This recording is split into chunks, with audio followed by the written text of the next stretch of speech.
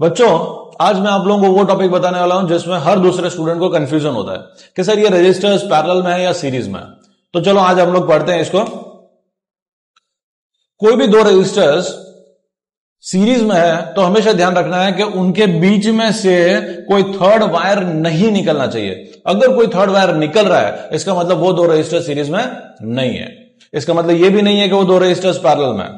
ठीक है, अब यहां पे आप देख सकते हो कि ये दो रेजिस्टर्स जो है वो सीरीज में है क्योंकि इनके बीच में से यहां पे कोई भी थर्ड वायर नहीं निकल रहा है। अगर मान लो मैं यहां से एक वायर निकाल देता हूं और एक रेजिस्टेंस कनेक्ट कर देता हूं, अब ये दो रेजिस्टर्स जो है वो सीरीज में नहीं है।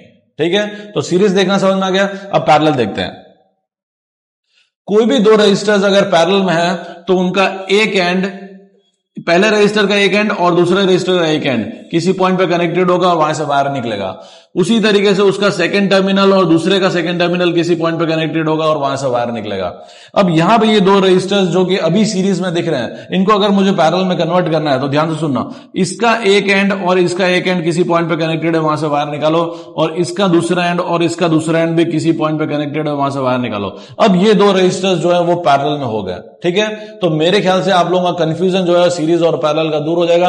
आप कोई भी क्वेश्चन करते हो हमेशा इस चीज को ध्यान में रखना। ठीक है, इसी प्रकार से और अच्छे कॉन्सेप्ट्स और ट्रिक्स के लिए चैनल को सब्सक्राइब करें। Thank you students.